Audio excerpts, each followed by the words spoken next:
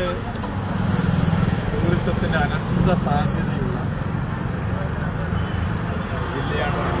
വയനാട്ടിലേക്ക് കയറുകയാണ്. ഇന്ന് വയനാട് ജില്ലയിലാണ് നിരവധി പരിപാടികൾ. മാനന്തവാടി, ബത്തേരിയിലൊരു ടൂറിസം ഗസ്റ്റ് ഹൗസ് ഇന്ന് ജനങ്ങൾക്ക് ഉപയോഗിക്കാൻ വേണ്ടി സാധിക്കുന്ന നിലയിലേക്ക് മാറുകയാണ്. റോഡുകളുടെ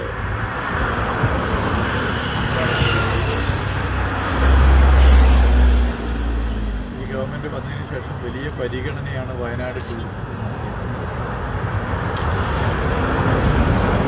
ഭാഗമായി വയനാടിൻ്റെ ചില പ്രത്യേക സാധ്യതകളെ ഉപയോഗപ്പെടുത്താനുള്ള ചില പദ്ധതികൾ ആവിഷ്കരിച്ചു. നമുക്കറിയാം, നമ്മുടെ സംസ്ഥാനത്തിൻ്റെ തലസ്ഥാനം എത്തുന്നതിനേക്കാൾ വയനാട്ടുകാർ കർണാടകയുടെ തലസ്ഥാനത്ത് ബാംഗ്ലൂരാണെങ്കിൽ രാജ്യത്ത് പ്രധാനപ്പെട്ട IT ബാംഗ്ലൂരിലാകെയുള്ള ഇന്ത്യയിലെ വിവിധ ഭാഗത്ത് ജനിച്ച് അവിടെ പഠിച്ച് ബാംഗ്ലൂരിൽ ജോലി ചെയ്യുന്ന IT മേഖലയിലുള്ളവർ വയനാട്ടിലേക്ക് കൊണ്ടുവരാനുള്ള പ്രത്യേക പദ്ധതി ബാംഗ്ലൂരിലെ സിനിമാ തിയേറ്ററുകളിൽ സ്ലൈഡുകൾ വയനാട് ടൂറിസത്തെക്കുറിച്ച് യാതൊരുമായി, ബാംഗ്ലൂരിലെ ദിനപത്രങ്ങളിൽ വയനാട് ടൂറിസത്തെക്കുറിച്ച് വലിയ നിലയിലേക്കുള്ള പരസ്യങ്ങൾ, ബാംഗ്ലൂരിലെ FM റേഡിയോകൾ വയനാട് ടൂറിസത്തെക്കുറിച്ചുള്ള അങ്ങനെ ബാംഗ്ലൂരാകെ വയനാട്ടിലേക്ക് വരുന്ന ഒരു സ്ഥിതി പൊതുവെ കാണാൻ സാധിച്ചു. സഞ്ചാരികളുടെ എണ്ണം വയനാട് ജില്ല രൂപം കൊണ്ടതിന് ശേഷം സർവ്വകാല റെക്കോർഡിലെത്തി. വിദേശ സഞ്ചാരികളും വയനാട്ടിലേക്ക് വലിയ നിലയിൽ കോവിഡിന് ശേഷം വന്നു തുടങ്ങുന്ന സ്ഥിതിയുണ്ടായി.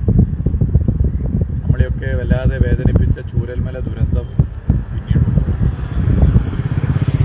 പുറത്തേക്ക് നടന്ന പ്രചരണം വയനാട് ദുരന്തം, വയനാട് ദുരന്തം. വയനാട്ടിലാകെ എന്തോ കുഴപ്പമാണെന്നുള്ള ഒരു തെറ്റായ വാർത്ത അതിൻ്റെ ഭാഗമായി പ്രചരിപ്പിക്കപ്പെട്ടു.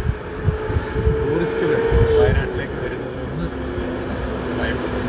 ഇത് കണ്ട് വലിയൊരു ക്യാമ്പയിൻ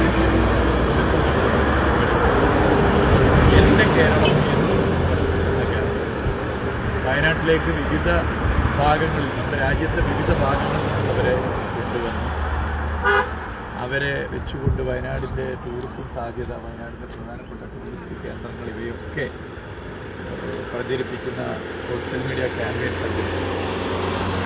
സമൂഹം വലിയ നിലയിൽ അത് ഏറ്റെടുത്തു. സഞ്ചാരികൾ പഴയതുപോലെ വീണ്ടും വയനാട്ടിലേക്ക് വരുന്ന സ്ഥിതി ഉണ്ടായി.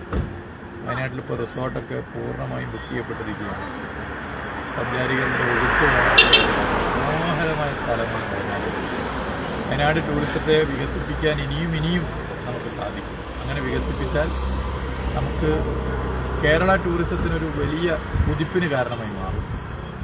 ഇപ്പോൾ ഈ ബാംഗ്ലൂർ IT ഹബിൽ ഒക്കെയുള്ള IT മേഖലയിലുള്ളവരൊക്കെ തന്നെ ഇന്ത്യയിലെ വിവിധ സംസ്ഥാനങ്ങളിലുള്ളവരാണ്. അവരൊക്കെ വയനാട്ടിൽ വരുമ്പോൾ വയനാടിനെക്കുറിച്ച് സോഷ്യൽ മീഡിയയിലൂടെ ക്യാമ്പയിൻ നടത്തുന്നു. അതിൻ്റെ ഭാഗമായി അവരുടെ ബന്ധുക്കൾ, അവരുടെ നാട്ടിലുള്ള ആളുകൾ മറ്റ് സ്റ്റേറ്റിൽ വയനാടിൻ്റെ അനന്ത സാധ്യതയെ നമുക്ക് ഇനിയും ഫലപ്രദമായി ഉപയോഗപ്പെടുത്താം. വയനാട്ടിലെ റോഡുകളെ മികച്ച റോഡുകളാക്കി മാറ്റാനുള്ള ശ്രമമാണ് നടക്കുന്നത്.